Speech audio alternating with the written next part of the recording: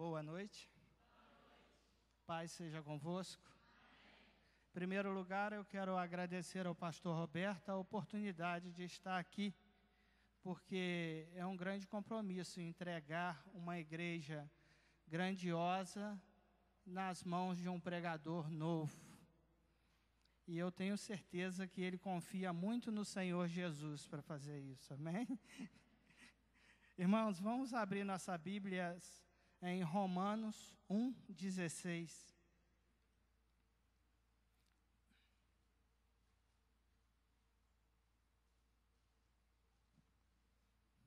Eu assisti a um filme, é uma série de filme de medicina, Anatomy Grace, e aconteceu nesse filme um fato interessante. Uma jovem médica residente e o médico cirurgião-chefe, um senhor já com muita experiência em cirurgia, foram fazer um treinamento em vários aparelhos, aonde eles fariam pontos cirúrgicos.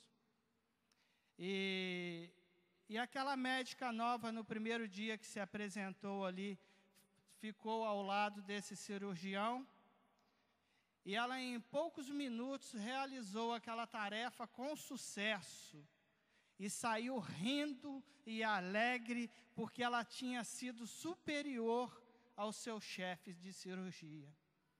E ela falou para os outros médicos o que tinha acontecido, toda cheia de glória, cheia de empolgação.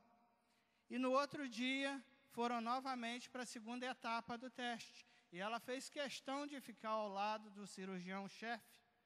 E começaram a suturar, fazer pontos cirúrgicos.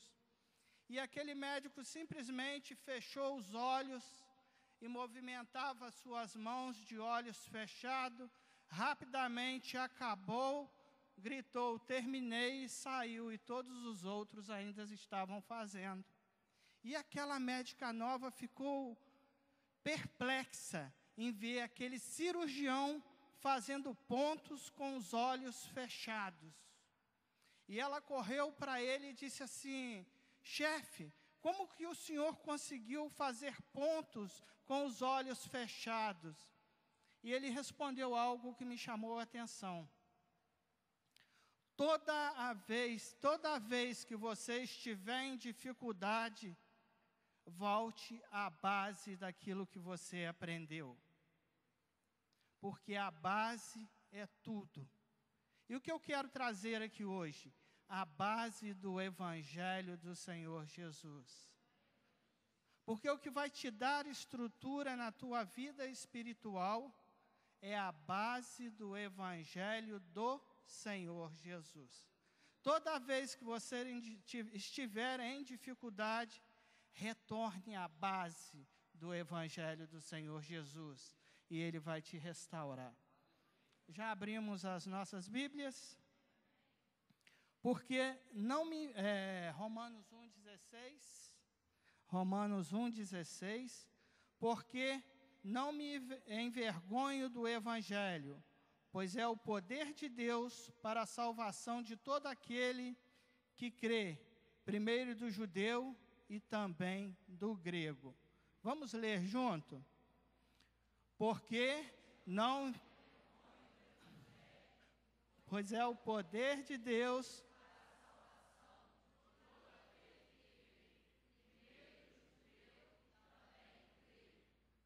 Olha a importância desse versículo. Ele diz, Paulo dizendo que não se envergonha do Evangelho, e ele revela que o Evangelho é o poder de Deus. Quando você vem à igreja para receber o Evangelho de Deus, você está recebendo poder. Quando você lê o Evangelho em casa, você está extraindo dele poder. Cristão que quer poder, precisa conhecer o Evangelho. E como diz a pastora Elza, não temos que ficar na superfície, mas nos descermos às profundidades do Evangelho, para que Deus possa ter mais intimidade conosco, Porque Deus é pai. Qual pai que não quer ter intimidade com o seu filho? Para a salvação de todo aquele que quer, primeiro judeu e também do grego. Ou seja, hoje, graças a Deus, toda a face da terra, todo o mundo é contemplado com o poder do Evangelho. Aquele que aceitar Jesus como único e verdadeiro Salvador, esse será salvo. Vamos assentar, por favor? Fechem seus olhos. Querido e amado Deus, em nome do Teu Filho Jesus, eu me apresento diante de Ti, Senhor. Eu quero que neste momento, Senhor, eu seja insignificante em cima deste púlpito, Senhor Deus, mas que a Tua glória, a Tua majestade, o Teu poder e a presença do Teu Espírito, Senhor, sejam notórias nesse lugar, Senhor. Há muitas almas aqui necessitando de Ti, Senhor, necessitando de restauração, de cura e de libertação, Senhor. E eu sei que isso tudo acontece pelo Teu poder e pela Tua grandeza, Senhor. Sou neste momento apenas um instrumento em Tuas mãos. Amém, Senhor, amém. O Evangelho é o poder de Deus para a salvação de todo aquele que nele crê, primeiro judeu e também grego. Quem disse isso foi Paulo. Paulo era judeu, tinha cidadania romana também, e ele foi criado aos pés de um homem estudioso da palavra chamado Gamaliel. Paulo, aos 8 anos de idade, Paulo sabia de cor e salteado os 5 primeiros livros da Bíblia, o Pentateuco, Gênesis, Êxodo, Levítico, Números e Deuteronômio. Paulo sabia esses livros de cor. Paulo era fariseu. Paulo era aquele homem que conhecia a palavra de Deus aos mínimos detalhes. Quando Paulo perseguia Jesus, ele entendia que ele estava mantendo a palavra de Deus, que ele estava fazendo a vontade da palavra de Deus. Paulo ainda não tinha reconhecido a pessoa do Senhor Jesus. E quando Paulo escreve esse versículo, antes desse versículo, ele mostra uma lista de pecados. E provavelmente Paulo foi confrontado por isso. E perguntam a Paulo se ele não tinha vergonha daquele evangelho que ele estava pregando. Se ele não tinha vergonha de ser cristão. Porque Paulo antes era um fariseu, um homem respeitado no meio dos judeus. Paulo tinha livre acesso entre os judeus, mas agora não. Agora Paulo é perseguido entre os judeus. Agora Paulo é envergonhado entre os judeus, porque ele estava deixando de ser fariseu para ser um cristão. Paulo agora está confessando o nome de Jesus como o único e verdadeiro Senhor. E Paulo fala que o Evangelho é o poder de Deus, mas nós não temos muita noção de poder, porque na realidade, para falarmos do poder de Deus, teríamos que comparar um poder terreno com o poder de Deus. Mas não existe na face da terra um poder tão grandioso como o de Deus. Então, só para você ter uma leve noção, eu fiz uma comparação da seguinte maneira. Uma bombinha, aquele estalinho que a criança ganha na festa, aquilo é poder. Por quê? Poder vem da palavra dunamis, que dá origem à palavra dínamos, que dá origem à palavra dinamite. Aquilo que é explosivo, aquilo que é expansivo. E a bombinha, ela é isso, expansiva. Então, você vê uma criança brincando com um estalinho, aquilo é poder. É um pequeno poder, mas aquilo é poder. Mas se você vê uma pessoa brincando com uma bombinha, que tem o nome de cabeção de negro, não sei se vocês conhecem, você acende, E você tem que tomar cuidado, porque se ela explodir na tua mão, ela leva metade da tua mão.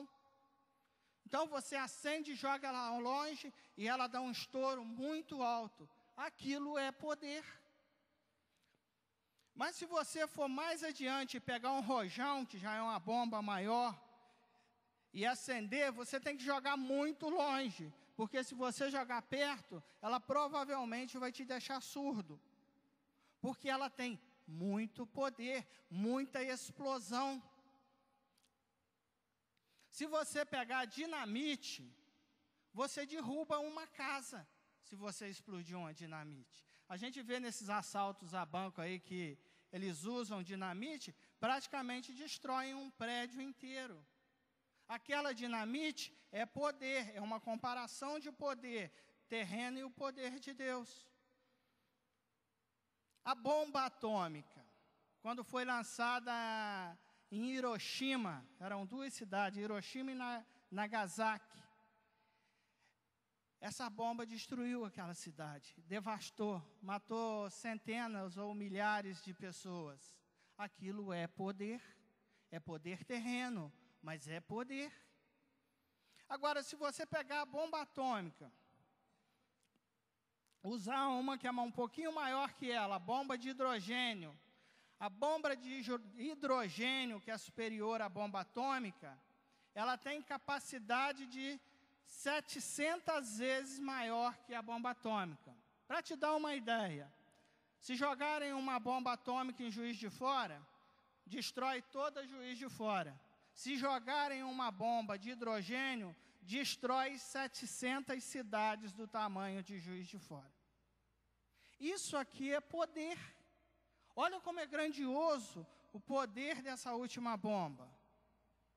Mas esse poder aqui diante do nosso Deus não é nenhuma gota. Deus fez os céus e a terra. Deus fez as estrelas, fez o sol, fez a lua. Deus fez a gravidade, que é o que sustenta a face da terra. A terra está no seu eixo natural e normal, porque Deus criou a gravidade. Quando você chega diante da imensidão do mar ou das águas, a palavra diz que Deus coloca as águas nas palmas da tua mão. Então, quando Deus fala para você que o Evangelho é o poder de Deus, eu quero que você tenha noção do poder que Deus está querendo pôr na tua mão. Você tem um poder na sua mão superior à bomba de hidrogênio. É por isso que o inimigo te odeia e te persegue. Ele não quer que você entenda que você tem autoridade e poder nas suas mãos. Muitas das vezes nós somos fracos, porque nós não temos intimidade com Deus.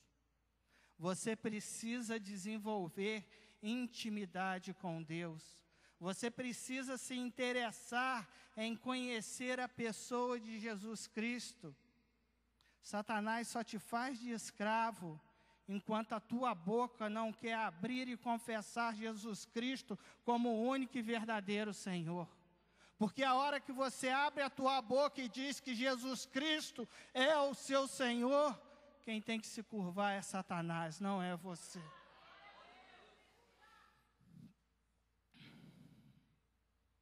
Eu dei uma explicação do que é poder, mas o que é evangelho? O poder de Deus na tua mão é grandioso. Mas você precisa ter na tua vida a base do evangelho. Quando a gente fala do evangelho, existe uma estrutura que Deus montou que te dá direito a chegar diante dele. Hoje, nenhum homem, nenhuma mulher, nenhum ser se apresenta diante de Deus se essa estrutura não for demonstrada diante de Deus, que é o sacrifício do Senhor Jesus. Existe um versículo, Romanos 3:10.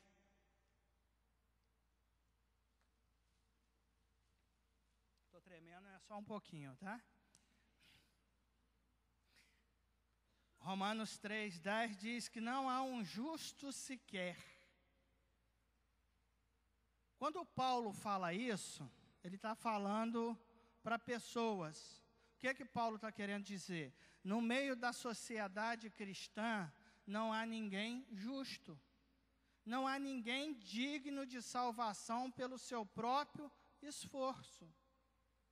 A sua salvação, ela vai acontecer por intermédio da fé no Senhor Jesus. Esse é o auge desse versículo. Mas eu quero fazer aqui uma alusão a esse versículo, usando a pessoa do nosso Deus. Um dia, Deus olhou para a face da terra, e contemplando a face da terra, Ele diz: não há um justo sequer. Não há ninguém digno de salvação na face da terra. Quando Deus fala isso, Ele está fazendo o julgamento da face da terra. Naquele momento, a terra estava condenada. Não havia ninguém digno de salvação. E Deus diz: quem enviarei? Deus não tinha quem enviar. Todos pecadores, todos fora da presença de Deus. Os melhores homens de Deus não eram dignos de fazer um sacrifício por você. Naquele momento, o inferno se alegrava.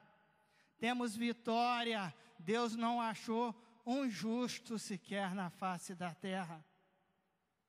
Os anjos no céu provavelmente estavam confusos. O que vai acontecer com a humanidade? Mas de repente alguém grita: Pai, eis-me aqui, envia-me a mim. E essa é a história do Evangelho. O Filho de Deus se levanta e se oferece para vir à face da terra, para morrer por você, para carregar sobre ele os seus pecados, para curar as suas dores, para te dar salvação e para te dar libertação. Agora a terra tinha uma chance, porque apareceu alguém que era puro, santo, maravilhoso e altíssimo, digno de vir na face da terra. Mas havia um problema. Ele não poderia vir na face da terra na forma de Deus. Quem tocaria Deus? Quem penduraria Deus na cruz do Calvário? Quem chegaria diante da face de Deus para afrontá-lo? Porque ele diz para Moisés: Moisés, se você me olhar, meu filho, você vai ser consumido. Então Cristo não podia vir na face da terra naquelas condições, sendo Deus. E ele foi feito carne. Mas esse evangelho, ele não foi montado de repente. Deus não pega o evangelho, não, peraí, agora nada deu certo, eu vou montar o evangelho. Não, quando você vê Adão e Eva pecando no jardim do Éden, Deus chama na virada da tarde, eles se apresentam escondidos e gritam: Senhor, estamos aqui, mas escondidos porque nós estamos nus. O Senhor sacrifica um animal para que a pele daquele animal cubra a nudez, o pecado de Adão e de Eva. Ali, Deus estava simbolizando o sacrifício do Senhor Jesus. A vinda do Senhor Jesus na face da terra. Jesus vem à terra como Messias, o Salvador dos judeus. O plano de Deus na primeira visão conhecida nossa, era para a salvação dos judeus. Os judeus não aceitaram Jesus como Messias. Jesus tinha que ser puro, imaculado, diante todos os dias que ele vivesse na face da terra. Ele teria que nascer da semente de uma mulher. Deus escolhe uma jovem com o nome de Maria e coloca no ventre daquela virgem, com o poder, a unção, a grandeza do Espírito Santo, a semente do Senhor Jesus. Aquela mulher gerou o Filho de Deus por 9 meses. Ela gerou Jesus. Foi falado também que Jesus deveria ser descendente de Abraão, descendente de Isaac, descendente de Jacó. Isso são profecias que a vinda do Messias teria. E isso servia também para que o povo judeu, conhecedor da palavra, conseguisse identificar o Messias. Seria descendente de Jacó, viria na tribo de Judá, seria herdeiro do trono de Davi. Isso aqui, esse versículo, eu acho que ele criou uma confusão na cabeça dos judeus, porque seria herdeiro no trono de Davi. Davi era guerreiro. Davi era um rei guerreiro, estava sempre em combate, sempre em vitórias. E o judeu acreditou que o Jesus que viria seria um semelhante ao Davi, um rei guerreiro, um rei que ia usar espada, lanças, um rei que ia cavalgar e vencer batalhas humanas. Eles não entenderam que o reino de Deus era celestial e que Jesus veio para que o povo tivesse salvação e pudesse voltar a esse reino espiritual. Seria ungido eterno, nasceria em Belém, nasceria de uma virgem. O nascimento do Messias iria desencadear uma matança de criança, viveria no Egito. Isso daqui são profecias que Jesus cumpre com a sua vinda na face da terra. Se essas perguntas fossem feitas a Jesus, os judeus identificariam: esse realmente é o Messias. Mas isso provavelmente foi ignorado por eles. Jesus viveu na face da terra 33 anos. Curou leprosos, curou uma criança endemoniada, libertou várias pessoas de enfermidades, de espíritos malignos, de demônios, fez paralíticos andarem, ressuscitou Lázaro, ressuscitou o filho da viúva de Naim. Jesus fez muitos milagres. Um dia, o Senhor Jesus, após comemorar a ceia,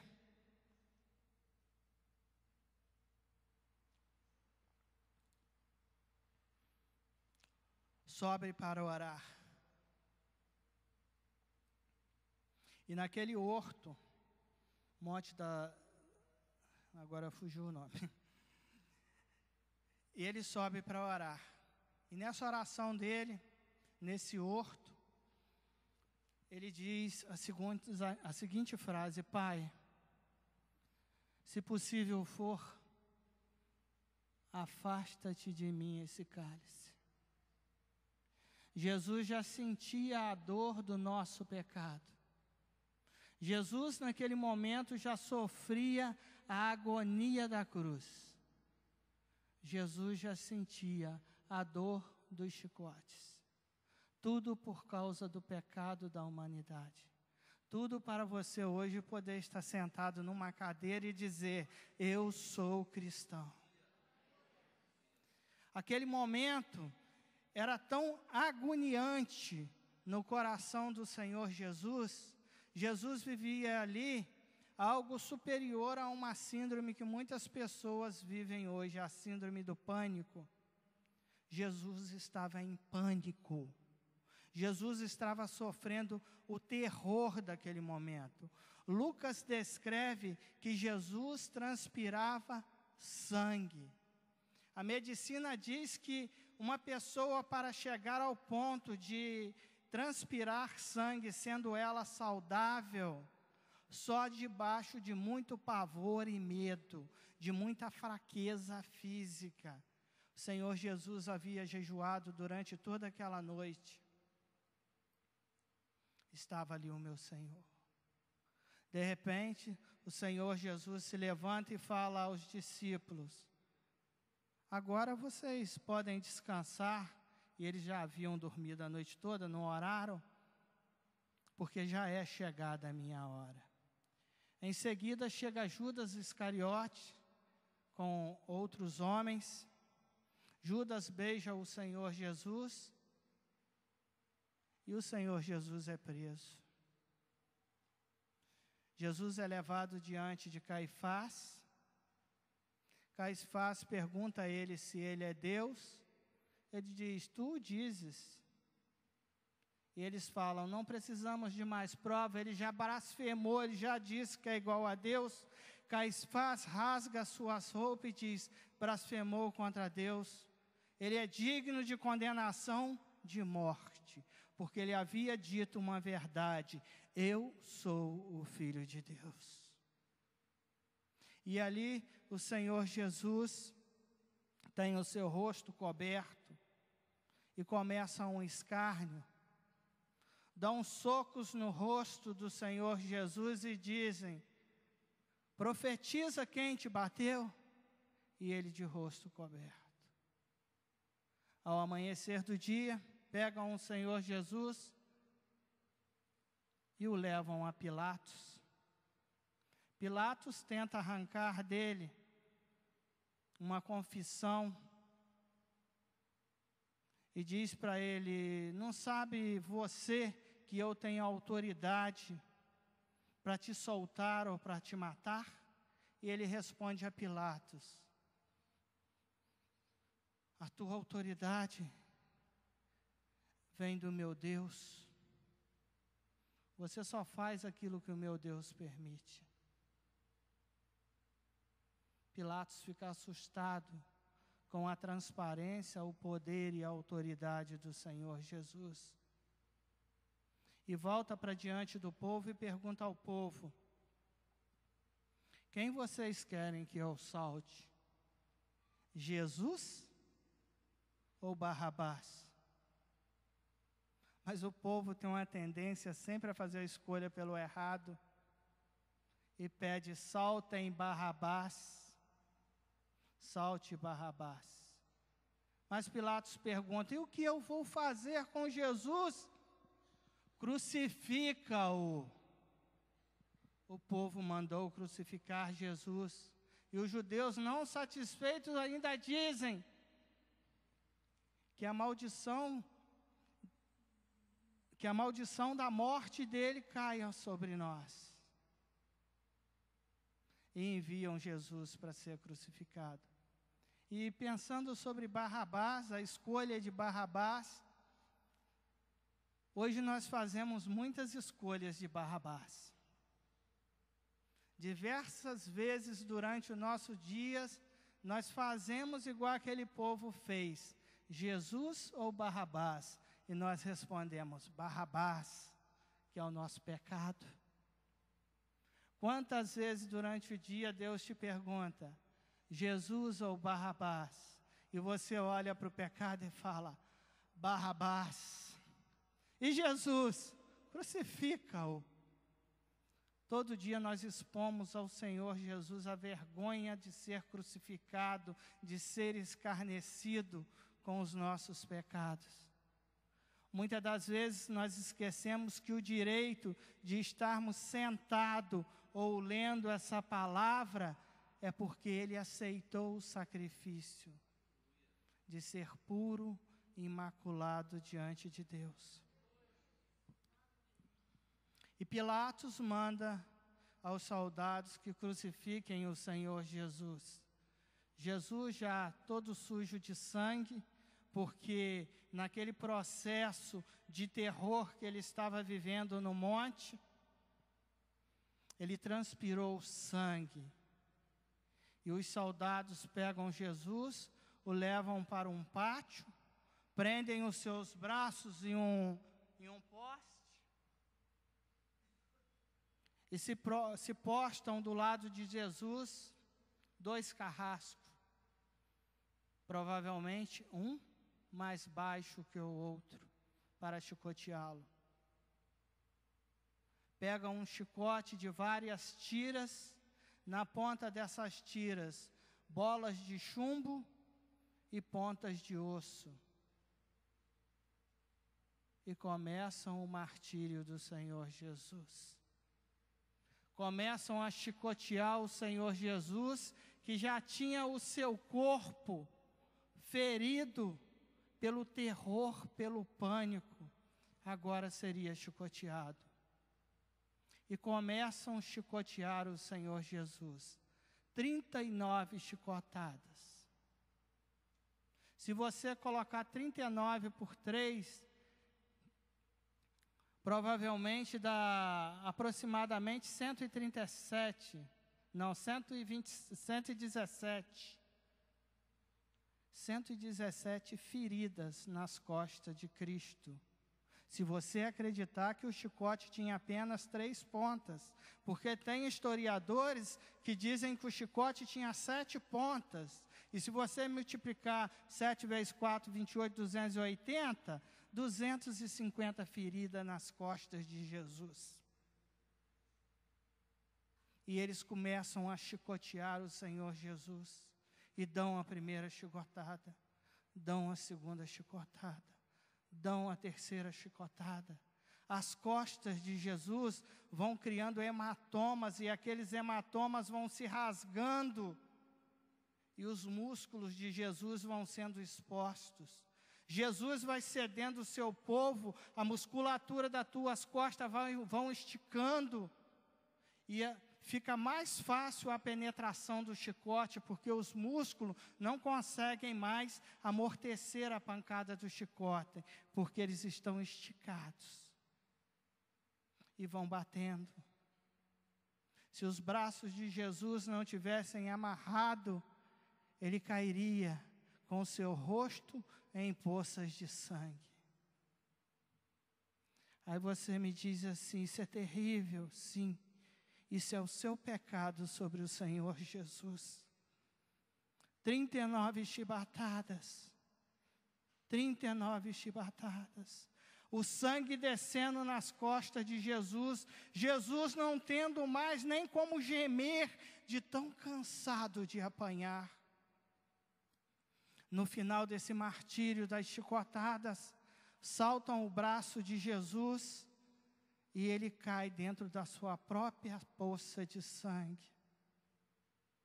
Pegam o Senhor Jesus, sentam o Senhor Jesus e perguntam para ele: você é rei? Você é rei? Tome a sua coroa de rei. E colocam na cabeça de Jesus uma coroa de espinhos. Uma coroa de espinho. E não podendo apertar aquela coroa de espinhos com as suas próprias mãos, eles pegam uma madeira e batem sobre a coroa de espinho. Aquela coroa de espinho começa a cortar os nervos e a musculatura de Jesus diante da cabeça, e a dor de Jesus é terrível, é agonizante. Uma dor que nenhum ser humano consegue suportar. Jesus estava suportando por você. E às vezes você olha e fala: eu vou desistir desse evangelho porque ele é mentira. Eu vou desistir desse evangelho porque ele não tem poder. Eu vou desistir desse evangelho porque eu não consigo ver Jesus Cristo. Eu vou te falar uma coisa: você só não morreu ainda, porque a graça do Senhor Jesus está sobre você.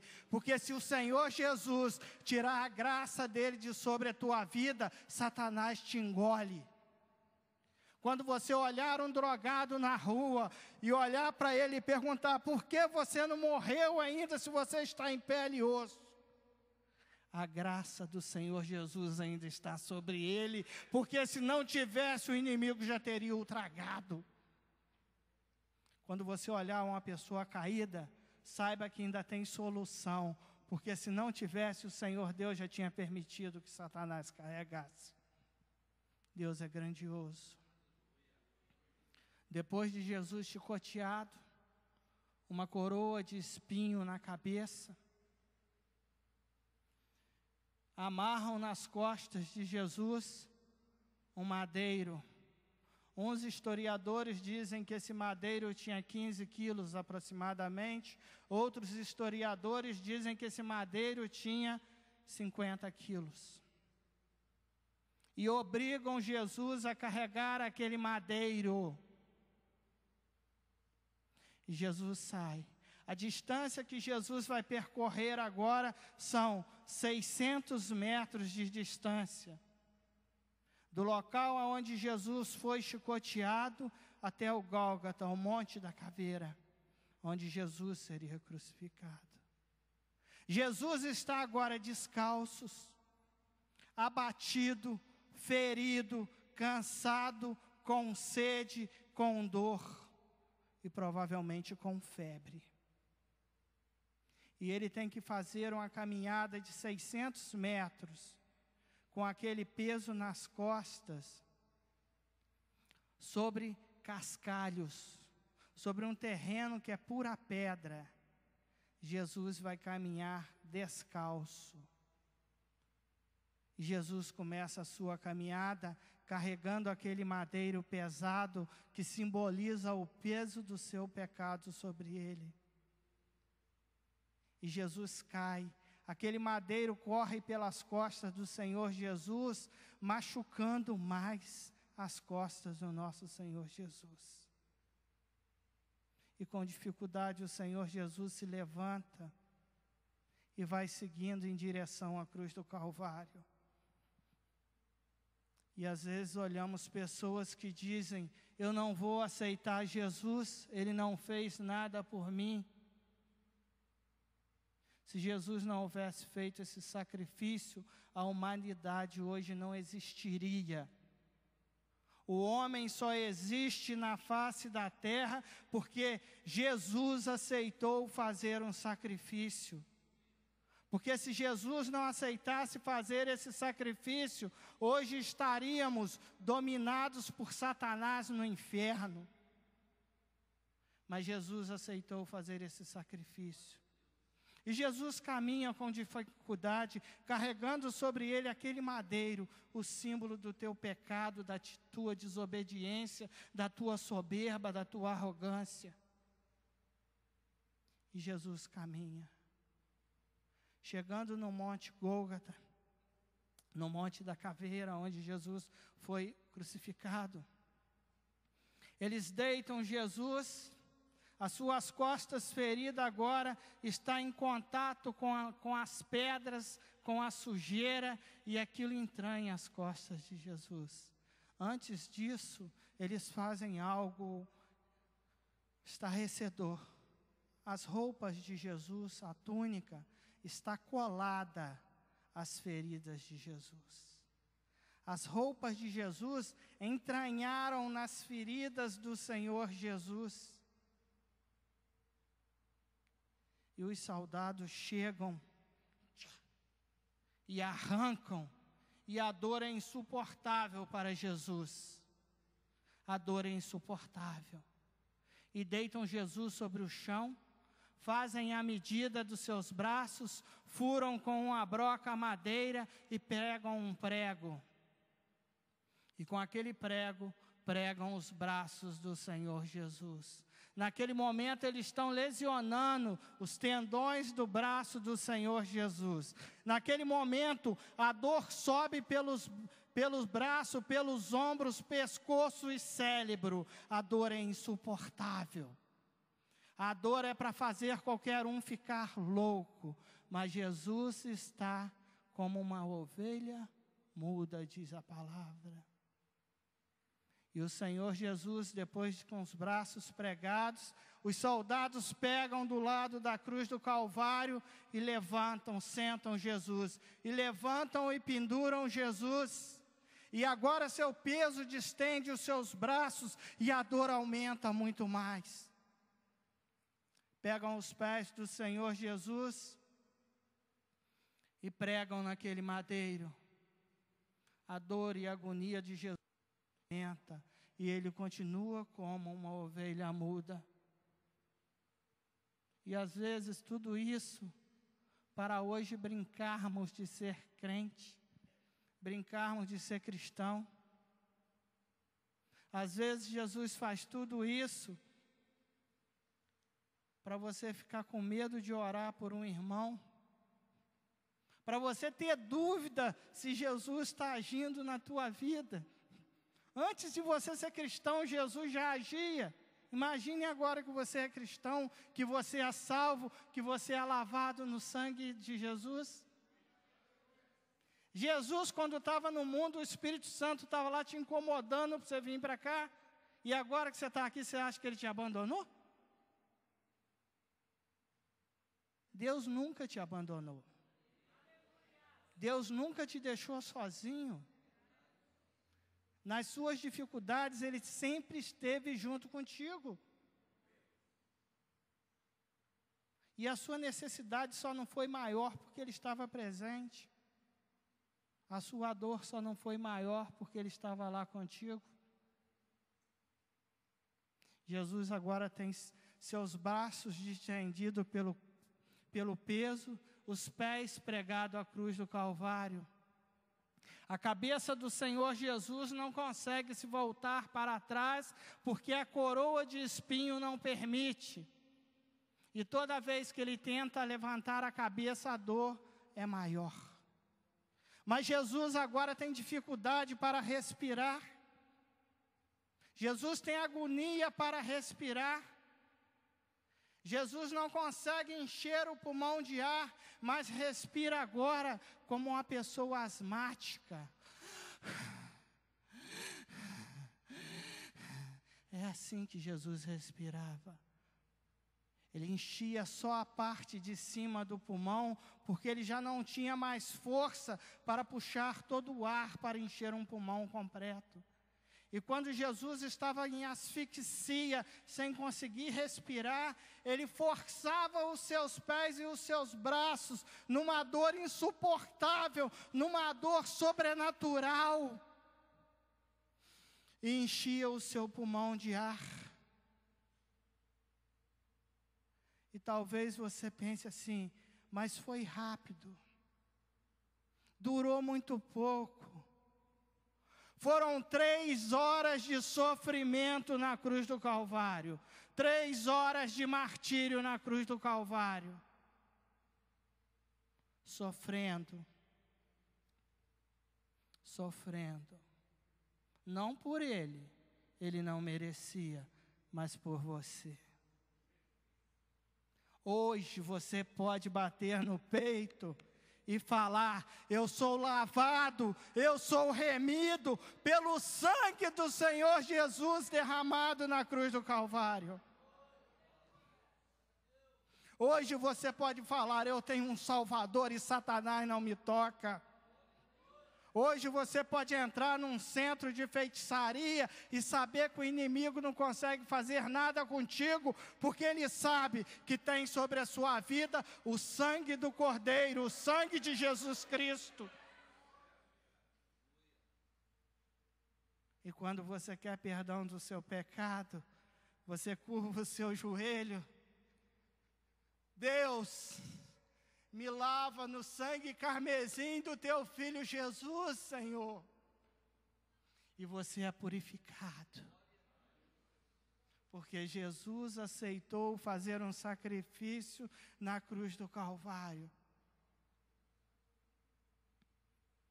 Após 3 horas de sofrimento,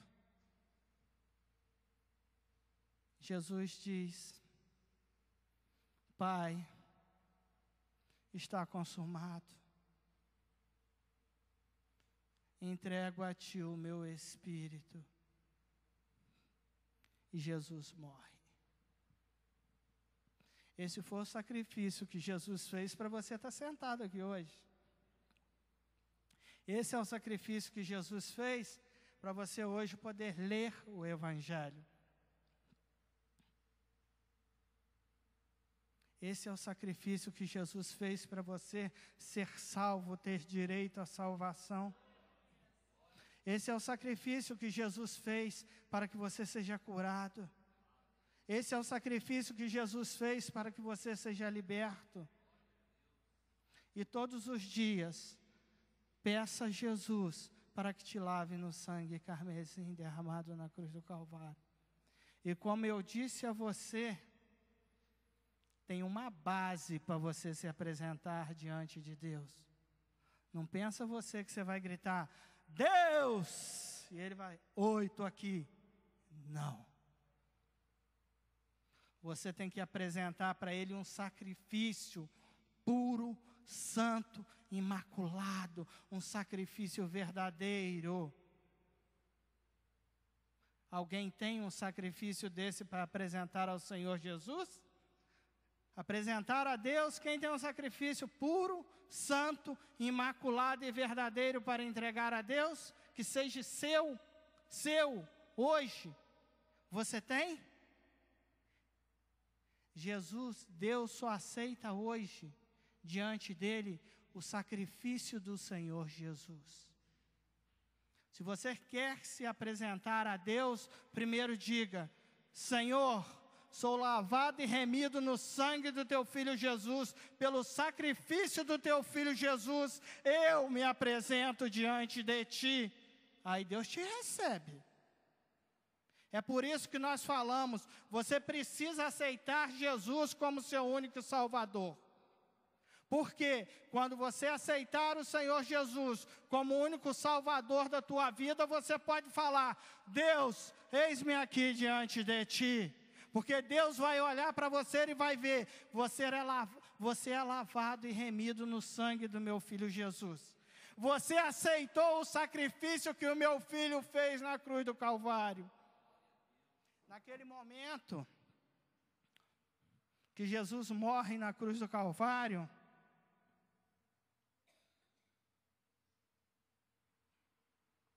Deus está falando com a humanidade. Eu não aceito mais sacrifício de tolo. Não venham matar bezerros na minha presença, não venham matar cordeiros na minha presença, não venham trazer cabritos à minha presença, porque a partir desse momento eu só aceito o sacrifício do meu Filho. Se você não aceitar o sacrifício do meu Filho para se apresentar diante de mim, não venha na minha presença. Você precisa do sacrifício do Senhor Jesus. Glória a Deus. Glória a Jesus. Falar de salvação. Eu já falei de salvação. Salvação é você aceitar Jesus como seu único e verdadeiro Salvador. Salvação é você crer nesse sacrifício que Jesus fez na cruz do Calvário por você. Salvação é você crer que Jesus é o Filho de Deus. Você quer mudança na tua vida, não quer? Mude as suas atitudes e comece aceitando Jesus como Salvador. A hora que você convidar Deus para entrar na tua vida através da pessoa do Senhor Jesus, a tua vida começa a mudar. E quando o Senhor Jesus estiver na tua vida, comece a mudar as suas atitudes. Comece a querer ser semelhante a Jesus. A hora que a sua semelhança começar a ficar parecida com a de Jesus, rios de bênção começam a ser derramados sobre a tua cabeça. Deus não tolera a desobediência. Deus não gosta de desobedientes. As pessoas insistem em se apresentar a Deus como rebeldes. Eu faço o que eu quero. Eu vou na igreja quando eu quero. Eu oro quando eu quero. Eu creio quando eu quero. Deus fala que rebeldia é semelhante ao pecado de feitiçaria. Deus quer te abençoar, Deus quer cuidar de você. Mas é preciso que você comece mudando as suas atitudes. É preciso que você comece a viver o Evangelho do Senhor Jesus todos os dias. E a hora que você estiver vivendo o Evangelho, o poder de Deus está na tua vida. O poder de Deus está sendo derramado na tua vida. Quer poder? Busque na palavra do Senhor Jesus, busque no Evangelho. Amado e grandioso Deus, em nome do Teu Filho Jesus, Pai, apresenta ao Senhor a Tua igreja, Senhor, igreja comprada, lavada, remida no sangue Seu, Senhor, derramado na cruz do Calvário. Lava cada uma dessas pessoas no poder do Teu sangue, Senhor. E que essa palavra, Senhor, possa ser como uma espada afiada de 2 gumes, Senhor. Penetrando, Senhor, até a divisão da alma e da espinha, Senhor. Cuida de cada uma dessas almas com o Teu poder e a Tua graça. Amém. Eu agradeço a minha oportunidade em nome de Jesus. Vamos receber o pastor Roberto dizendo glória ao Pai. Glória ao Filho e glória ao Espírito Santo de Deus. Amém.